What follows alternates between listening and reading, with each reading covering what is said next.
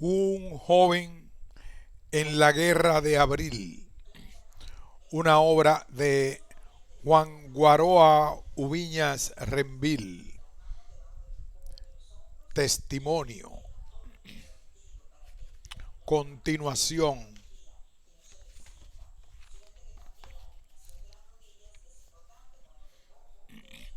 La guerrera de la noche. No sé de dónde salió esa mujer tan bella, pero verla y quedarnos deslumbrados fue la misma cosa. Llegó en la cama de un camión de tamaño regular, toda erguida con su color de bronce y una larga cabellera marrón al viento, con unos ojos penetrantes y hermosos de color negro, un cuerpo armonioso cubierto con una camisa y un pantalón militar y con un fusil ametralladora en la mano levantada. Llegó como a las 10 de la noche, saliendo de la oscuridad. Habló, recuerdo verla gesticulando, tuvo que hacerlo, pero su voz no fue escuchada por mí, aunque sí por los que la acompañaban, que sacaron a un joven herido del camión y lo llevaron a la camilla de la emergencia. Volvió a hablar y no la pude escuchar. Nunca sentí el deseo de correr hacia alguien como entonces. Combatir junto a ella hubiera sido una delicia, pero allí se vivía de la urgencia y no pasaba un minuto en que no hubiera algo que hacer. Recuerdo que una de esas noches tuve que amanecer al lado de un soldado de infantería del Cefa, unidad de donde procedían los aviones. No me pregunté si aquello valía la pena. Solo veía la juventud del hombre que estaba allí tendido y su condición humana, al igual que los demás que lo atendíamos.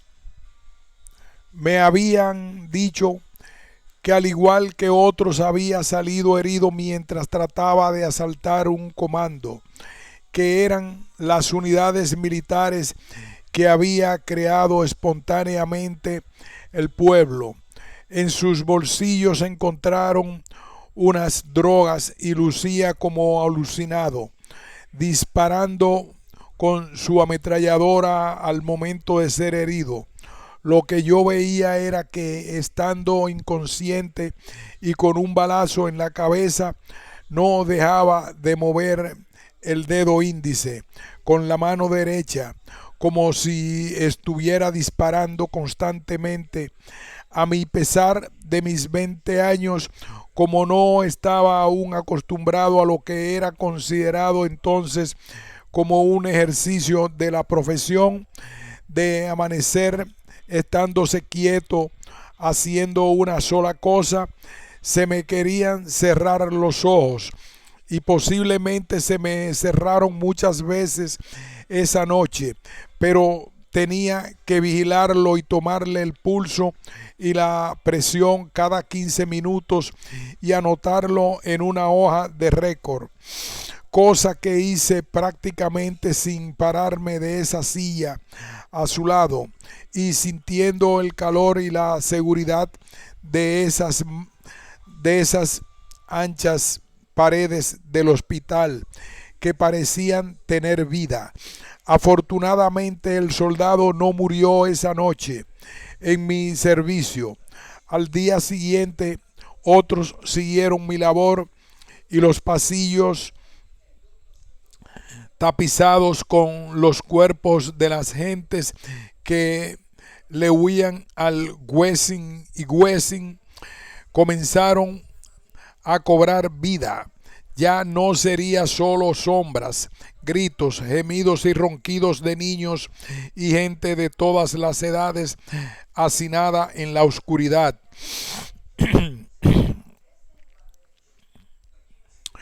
Una de esas mañanas, mientras curaba a un herido de bala, al momento de doblarme un poco para retirarle una cura en el pecho, sentí que algo había pasado muy pegado a mi cabeza, y al mirarle la cara pude ver algo rojo incandescente a su lado.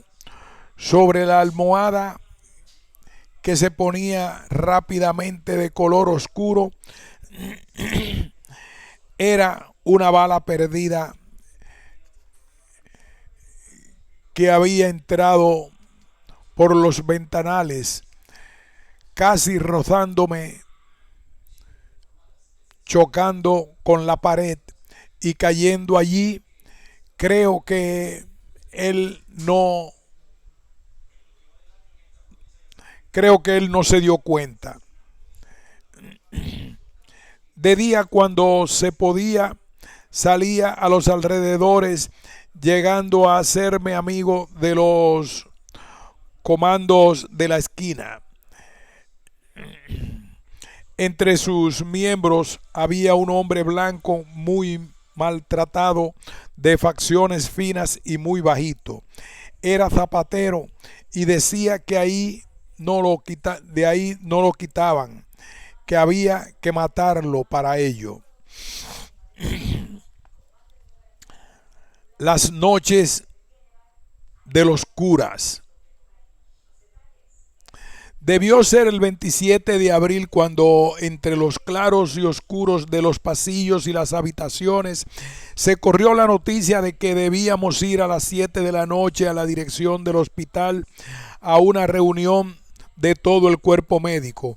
Ese día había sido el más cruento de la batalla del Puente Duarte. Recuerdo a Isaías Ortiz con su cabeza pelada y su pelo amarillento de jabao, hablándome de su fallida experiencia como guerrillero, cuando un grupo de patriotas y revolucionarios se levantó en armas a los 3 meses del golpe de Estado que había generado esta guerra. Hablaba y se veía que al hacerlo se sentía heroico. Con ese intento guerrillero se perdió de lo mejor que teníamos como país en nuestra clase media. Al entrar a la amplia oficina se veía el rostro brillante del director Mairení, que se reflejaba detrás de una lámpara de gas que tenía enfrente en una mesita que hacía de escritorio, y cuando uno lograba acostumbrar la mirada observaba que en el fondo estaban 2 curas parados hablando quedamente con varias monjitas que se mantenían inmóviles y calladas sobre unos paquetes que estaban pegados a la pared. Nos acomodamos parados después de saludar y vimos cómo iban entrando uno tras otros casi todos los que habíamos sido convocados, entre los que se destacaban los cirujanos Andújar, Guerrero, Frías, la anestesióloga La Chapelle y los hermanos Audes y Nadine Núñez, además de todos los estudiantes y médicos voluntarios. Al momento, un sacerdote alto, blanco, con un pelo muy negro y con una sotana negra, tomó la palabra para decir que leería una carta que había elaborado la alta jerarquía de la Iglesia Católica para que los médicos y trabajadores de la salud la firmáramos y fuese lanzada al pueblo desde helicópteros y aviones. Creo que a nadie se le ocurrió entonces recordar en toda su magnitud la brutal complicidad de la iglesia, tanto con el dictador Trujillo durante 28 de los 31 años que estuvo en el poder, como con el golpe que a todas luces había generado esta guerra y su participación estelar en ambas circunstancias. Allí nadie mencionó eso, pero hay que pensar que a pesar del respeto que nos merecía la generalidad de los curas individualmente, estas razones debieron pesar por lo menos en nuestro subconsciente, pues nos dispusimos a oírlo en un ambiente de mucha suspicacia. Permanecimos callados cuando el primero acabó de hablar de manera introductoria y dio paso al otro sacerdote, que era un hombre menos blanco, que se veía bajetón, con el rostro más familiar, el pelo castaño, cortado bajito y vestido con una sotana crema. Este leyó la carta seguidamente. Era una carta corta, muy corta, que decía que nosotros, los médicos y paramédicos del país, estábamos consternados con esa guerra de hermanos contra hermanos, que debía parar inmediatamente. Y así, una vez leída la carta, fue puesta sobre la mesita, detrás de la cual se veía el rostro tranquilo del doctor Mairení, muy interesante, muy intensamente, y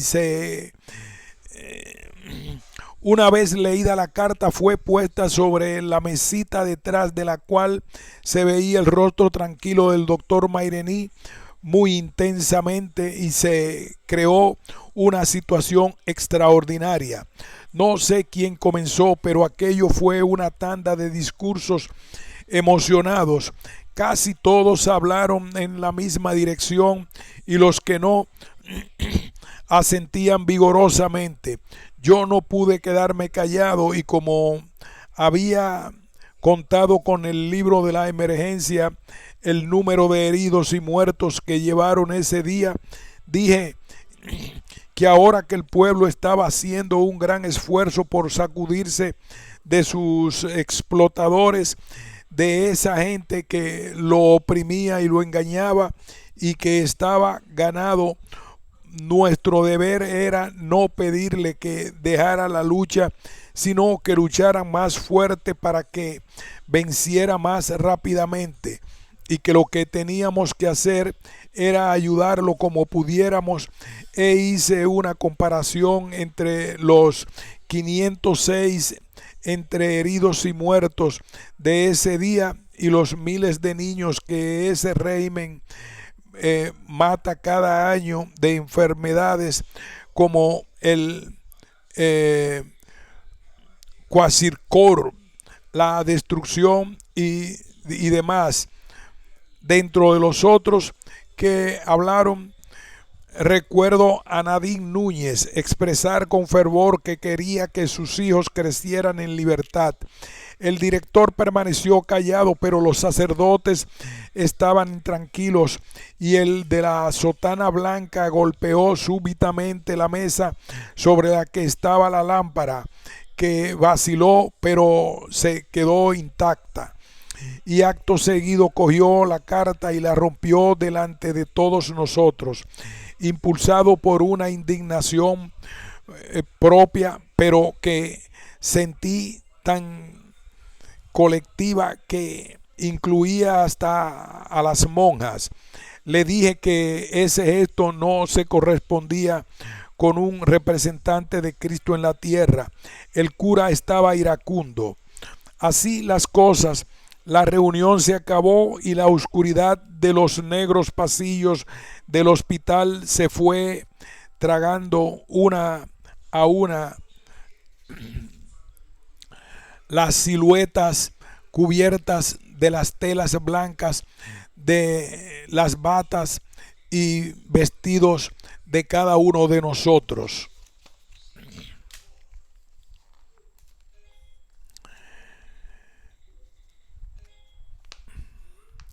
De ahí me dirigí a la zona de los autoclaves, porque la mañana anterior había encontrado en el patio frontal del hospital una gorra militar verde olivo de las que usaban los soldados del Cefa, sucia de sangre, y al gustarme la lavé muy bien y la puse a secar en las tuberías de los autoclaves que se ponen muy calientes. Y mientras estaba notando que no se había secado bien y a pesar de ello me la estaba probando, sentí a alguien detrás de mí que al voltearme resultó ser el padre Hernández, que no era otro que el de la sotana blanca, el que había roto la carta, el cual de inmediato me preguntó sosegadamente que si yo era comunista, ante lo cual yo me quedé sorprendido, pero no bien iba a reaccionar cuando agregó, porque eso de acordonarse en este momento de los niños que mueren de desnutrición. Bueno, le comencé a contestar,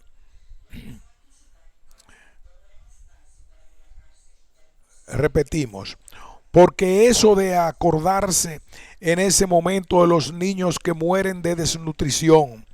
Bueno, le comencé a contestar lleno de sinceridad, yo no sé nada de eso del comunismo, pero he leído sobre la reforma agraria de Blas Roca de Cuba y creo que aquí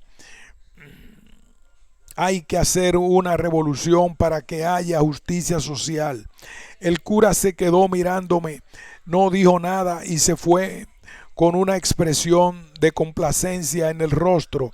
Ya no era el mismo cura que apenas unos minutos antes había roto lleno de ira la carta. Me dio la impresión que tenía un problema de conciencia o una gran confusión. En esos tiempos las instituciones y las impresiones jugaban una gran... En esos tiempos las intuiciones y las impresiones jugaban un gran papel en mis pensamientos. La llegada de los invasores. Al otro día la noticia recorrió la ciudad como un reguero de pólvora. Los yanquis habían invadido la República. Un nudo de rabia se me hizo en el pecho, pero no me sorprendí. Más aún noté que no me sorprendí al ver la actitud incrédula de muchas gentes, principalmente los jóvenes y viejos que se autotitulaban y se hacían pasar como teóricos revolucionarios, aunque fueran de poca monta, no habían pensado en que vendrían, pero al saber que habían llegado, vi como normal que vinieran a defender a su gente con su dinero y sus privilegios. A ese ejército que habían formado en su invasión de 1916 para apoyarse en él y dominar nuestro país y que estaba destruido en desbandada a pesar del discurso de terror que siempre lo habían caracterizado. Llegaron hablando de defender vidas y sabía que no era eso. En el hospital su llegada estuvo marcada por la de un bello niño de unos 6 meses, gordito y muy blanco, que lloraba con un balazo en el pecho que le habían perforado el pulmón. Los norteamericanos se regresaron su saludo de balas en un cordón militar que hicieron a la capital. Para dividir a la capital y a las tropas constitucionalistas en dos, y lo hicieron gravemente.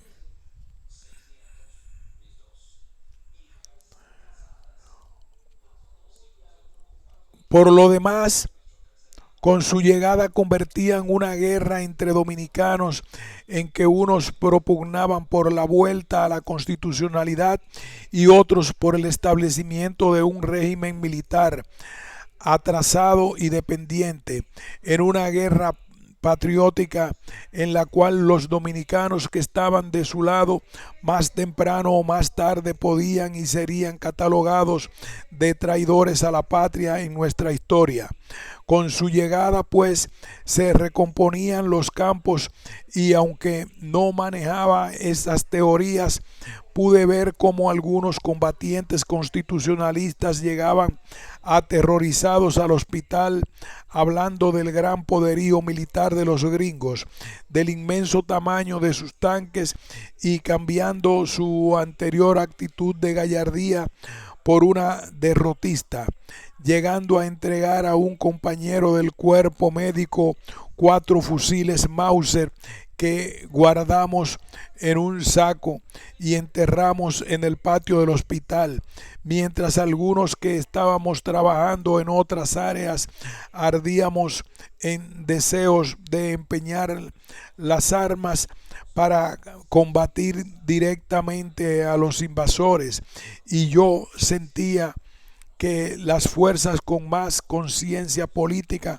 que estaban a mi juicio dentro del partido 14 de junio, ligado espiritualmente a la revolución cubana y el socialismo, tomaban la iniciativa moral en el campo de los combatientes del pueblo, aun cuando los cuadros simplemente patrióticos identificados con las ideas de soberanía nacional que se encontraban en todos estos espacios, incluyendo el Partido Democrático de Juan Bosch y Francisco Peña, eran mayoritarios y no existía en la práctica ningún tipo de contradicción importante entre unos y otros. A pesar de que fueron pocos los derrotistas que vi, me impresionaron mucho. Me resultaba difícil creer que lo que a unos nos enervaba y nos colocaba en la actitud de luchar hasta morir por la patria si era necesario, a otros que habían dado la prueba de un valor que llamó la atención del mundo, desbaratando y neutralizando prácticamente un ejército que se calculaba en decenas de miles de hombres mejor armados, los desmoralizaran de esta manera que la simple imagen de fuerza y de poder de ese ejército invasor fuera más poderosa en su interior que la indignación y el concepto del deber para con la patria. Mientras tanto, el asunto del niño había que resolverlo, y en el hospital no teníamos personal especializado, cirujanos pediátricos ni equipos para afrontar ese caso. Así que me fui en la ambulancia con una doctora o estudiante de medicina de los últimos años y el cura Hernández hasta el hospital de niños más grande de la capital. Para llegar teníamos que atravesar prácticamente la ciudad, que estaba llena de obstáculos, de gomas, carros y camiones quemados y palos y árboles y demás, para ver si allí podía atenderlo, cosa que no se pudo, ante lo cual el cura cubano, que era un obstinado, decidió llevárselo a los mismos yanquis, a un hospital de campaña que tenían en los alrededores de un hotel de lujo que se llamaba Hotel Embajador, de manera que al rato ahí estaba yo con mi ira contenida acompañando a la doctora, que era muy linda y coqueta, frente a los mismos yanquis. Recuerdo que casi todo el tiempo que estuve allí me lo pasé pensando que qué dirían de mí mis compañeros si lo sabían y yo no podía explicar esa situación. Me habían llevado creándoseme una posición que me resultaba embarazosa. Deseaba hacerles algo a esos invasores, pero cada vez que me ponía a ver más detalladamente cómo lo tenían todo arreglado y observaba sus rostros, tratando de descubrir cómo eran capaces de maltratar a mi país de esa manera y sentirse tan normales, creía que podían ser capaces de hacerme el pensamiento o algo así. Creía que podían ser capaces de leerme el pensamiento o algo así. Ese mismo sentimiento de que el autoritarismo podía hurgar en mis pensamientos lo había sentido en la época del dictador Trujillo, cuando me topaba de frente con sus espías. Al fin se tuvieron que quedar con el niño y atenderlo.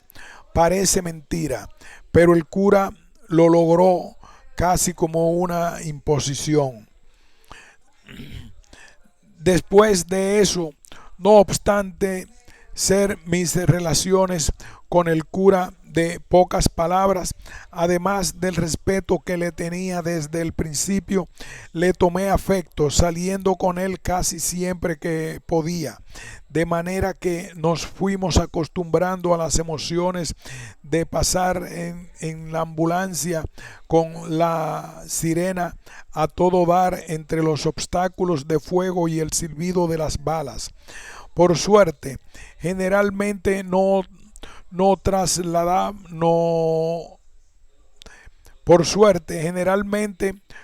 trasladábamos en ella a ningún paciente, sino que íbamos a buscar a algún lado tanques de oxígeno, tal o cual medicina salvadora, sangre, etcétera, con urgencia. El chofer, que parecía no conocer el no se puede ni el miedo, mantenía con el cura una postura más formal, hablando aún menos que yo, pero cuando salíamos sin él se destapaba a hablar de mujeres y de temas eróticos, llegando al extremo en una oportunidad en que la situación estaba muy apretada militarmente, a meternos a mí y a otro que nos acompañaba en un sector muy peligroso, poniendo la sirena a sonar insistentemente, de manera que cuando vinimos a ver estábamos parados en una casa buscando unas cajas de cigarrillo de contrabando que aparecían entonces, cosa que me encontré muy mal y así se lo dije. Las muchachas del cuerpo de paz. Otra cosa que me llamó la atención y a todo el cuerpo médico que fue testigo de esto, fue el comportamiento de las muchachas del cuerpo de paz. Sucede que desde que comenzó el conflicto, comenzamos a ver a varias muchachas muy grandes y bellas a la hora del descanso de las noches, pues mientras nos estábamos de servicio dormíamos tirados en el piso de la segunda planta sobre unos colchones y allí improvisábamos recitales, entonábamos algunas canciones y se hacían grupos que conversaban. entre estos grupos estaban ellas, las enfermeras del cuerpo de paz.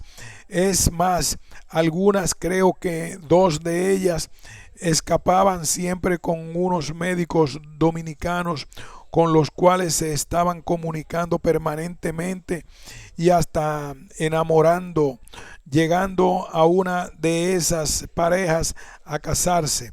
A pesar de las duras faenas que realizaban durante el día, en las cuales lucían infatigables, en sus momentos rodeadas del afecto de nosotros, lucían complacidas y simpáticas, como si a pesar de las adversidades del momento todo fuera color de rosa para ellas.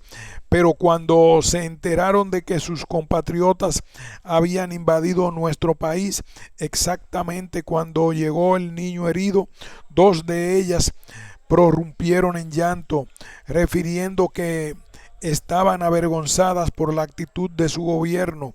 A partir de esa situación, la embajada las retiró del hospital, pero su actitud nos hizo entender a cabalidad que una cosa son los gobiernos de ese país y otra cosa pueden ser su gente, su pueblo.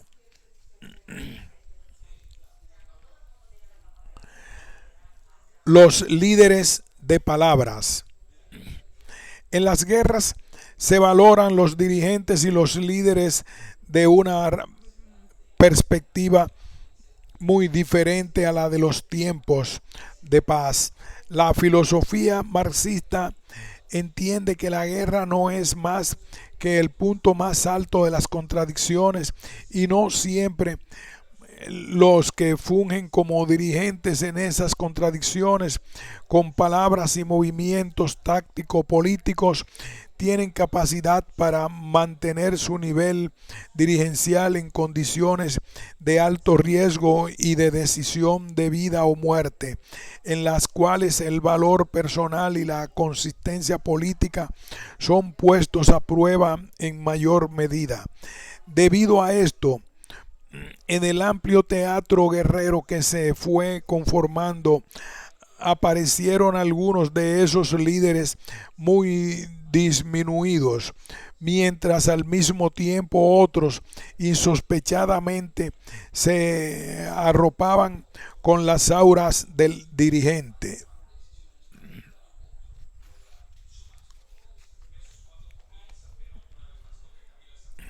Las carroñas de las treguas.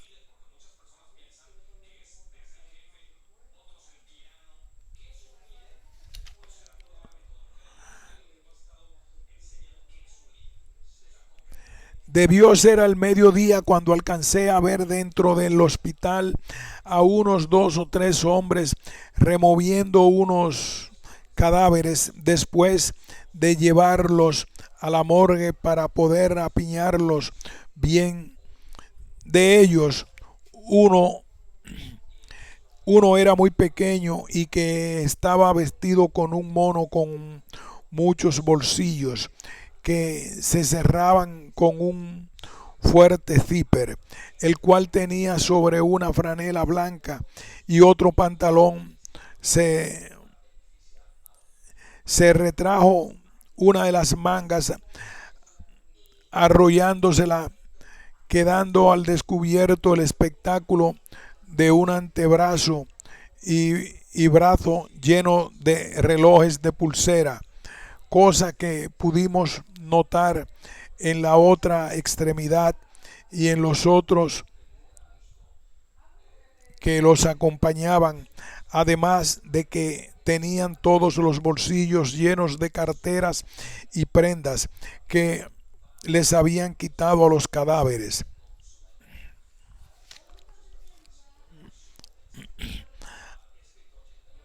Andaban con unos guantes de gomas y y una y un tapabocas, pero parecía que no les importaba el hedor, la rigidez, la expresión ni los motivos de todo aquello, ni los motivos de todo aquello, repito. Aquel cuadro me resultó grotesco. La heroína del cementerio. En una batalla famosa que libraron los combatientes del pueblo con las tropas del Cefa, reorganizadas, alimentadas, equipadas y dirigidas por los invasores en el cementerio de la avenida Máximo Gómez, un muchachito de contextura muy fuerte que asumió el papel de maquinista de un tanque de guerra, quedó atrapado en su interior luego de ser alcanzado por un bazucazo, de manera que, herido en una pierna, no podía salir y nadie se atrevía a sacarlo por lo nutrido de la balacera, hasta que de entre las sepulturas emergió una mujer de más de 60 años, desdentada, muy delgada y con el pelo canoso, suelto y empajonado, vistiendo un pantalón que subió al tanque, abrió la escotilla y no se sabe con qué fuerza, luego de agarrarlo por las axilas, lo sacó del tanque, posibilitando que fuera llevado al hospital.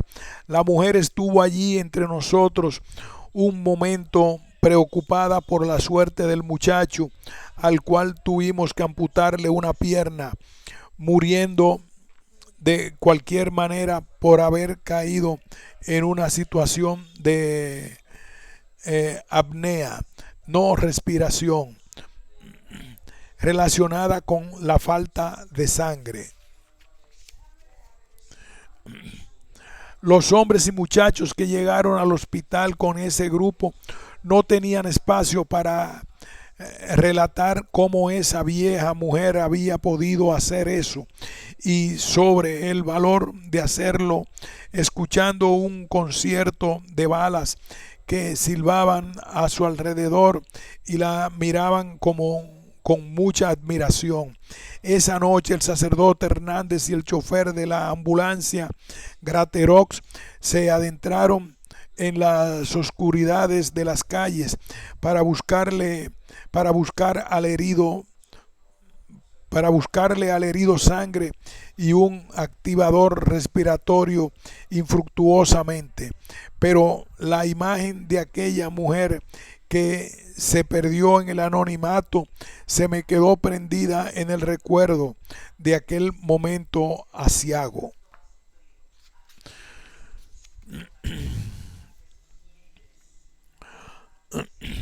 Las viejas y los muertos. Esa fue una mañana fresca de mayo cuando, después de asearme en el baño colectivo donde tenía que vencer cada día la incomodidad de estarme desnudo junto a otros, cosa a la cual no llegué a acostumbrarme nunca, salí del hospital y pude caminar varias cuadras. No recuerdo qué buscaba entonces, pero un grupo de gente, unido al comentario de que todavía estaban ahí los cadáveres de 3 oficiales del Cefa, dirigió mis pasos. Y efectivamente, en la esquina de la calle Federico Velázquez con Juana Saltitopa, dispersos, se podían ver 3 hombres muertos que estaban vestidos con ropa de civil, algunos ya sin el pantalón y la camisa, pero que tenían debajo el ropaje enterizo que usaban los aviadores. Eran de color claro los 3, con el pelo negro ensortijado, y algunos tenían unos bigotes muy recortados. El comentario obligado era el de cómo esos hombres habían sido tan osados como para meterse en esa zona la noche anterior, porque todos sabíamos que, si bien a esas horas las calles parecían desiertas en el silencio y la calma de la oscuridad, eran custodiadas palmo a palmo por muchos ojos de compañeros armados que se colocaban hora tras horas en los callejones, techos, ventanales, etcétera, y que si habían llegado hasta esa esquina era porque los habían dejado llegar para, para su conveniencia. Sin embargo, para mí lo más impresionante fue ver cómo tres mujeres aparentemente de los alrededores, casi ancianas, flacas, vestidas muy pobremente y con señas de llevar una vida con muchas estrecheces, pateaban con sus frágiles pies apenas cubiertos con débiles y baratas chancletas los cuerpos inmóviles de los aviadores muertos y la hazaña con que lo hacían. Cuando llegaba alguien al grupo, parece que ellas se estimulaban y al ver cierto dejo de interrogación en una u otra persona, decían como contestándole: ¿por qué esos hombres son perros, criminales, gente sin madres, sin hijos? Perros. Y repetían y pateaban y volvían a una y otra cosa, hasta que súbitamente llegó una ambulancia de oeste a este por la Federico Velázquez, dio una vuelta en U, colocando al frente hacia por donde habían llegado y se paró. En ella venía, además del chofer, un hombre de contextura fuerte, de piel parecida a la de los muertos, que sin desmontarse le señaló uno de los cadáveres al chofer. Las viejas que, respuestas del aparataje de la ambulancia, habían reanudado sus patadas y sus palabras, escucharon al hombre cuando les dijo que le permitieran llevarse ese muerto, a lo cual, al ver la actitud de ellas y observar la presencia silenciosa de toda esa gente, agregó: porque aunque sea un perro, es mi hermano y quiero llevárselo a mamá. Las viejas lo miraron y sus rostros parecieron transformarse en su dureza. Se apartaron de los cadáveres y se colocaron juntas una a otra sobre la acera, donde guardaron un gran silencio mientras el hombre y el chofer, solo ellos, sin la ayuda de nadie más de los presentes, agarraron su muerto, lo cargaron a la ambulancia y sin meditar palabras arrancaron a toda velocidad como habían llegado. Me fui. Cotidianidades. Me fui para el hospital donde, si las labores médicas estaban flojas, me esperaba la tarea de ayudar a las monjitas a darle comida a la gente de los pasillos, que eran siempre una especie de harina que se conseguía de unas donaciones de un programa de autoadormecimiento del imperio llamado Alianza para el Progreso. Mientras tanto, la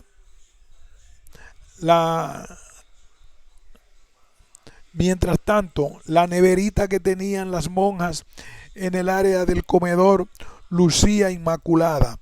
Una noche de esas yo la había abierto quitándole unos tornillos y al portacandadito que ellas le ponían puesto, de manera que junto a otros compañeros tuvimos acceso a unos pedacitos de queso y de jamón que guardaban allí.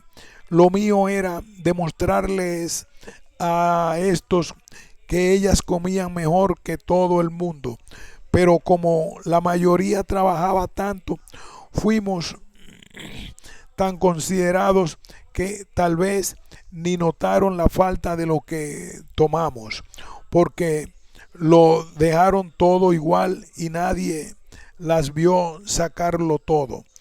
como se podía esperar de haberse dado cuenta de lo que hicimos.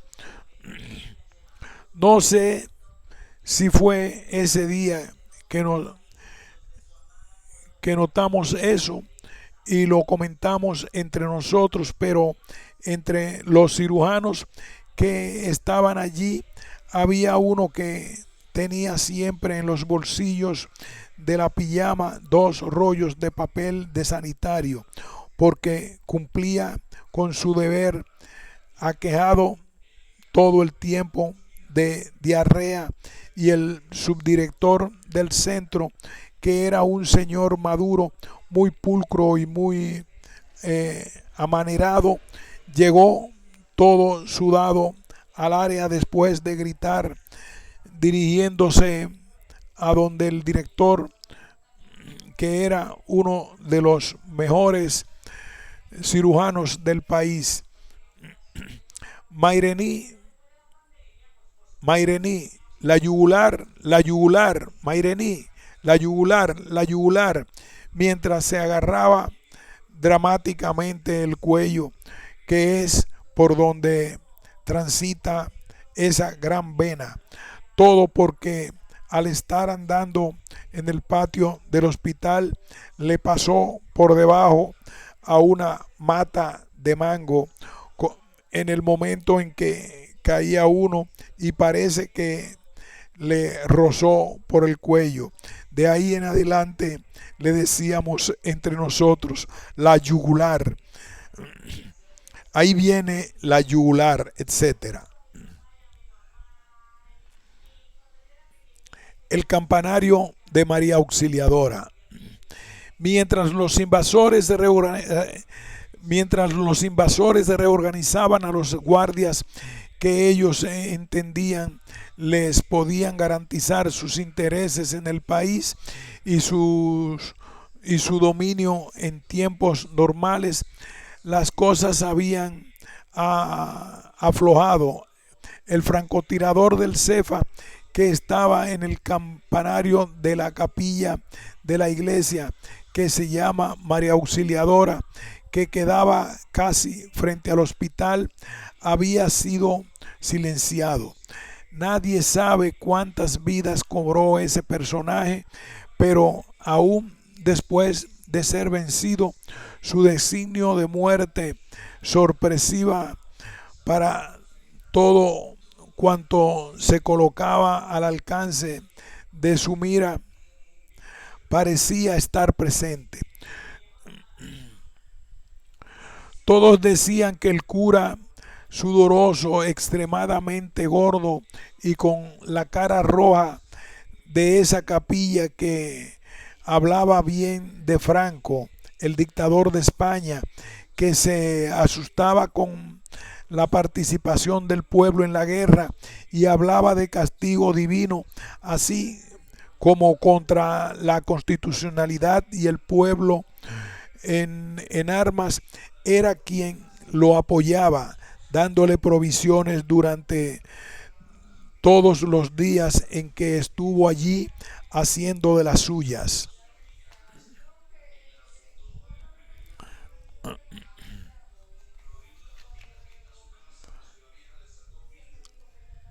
Continuaremos en A la casa de las primas.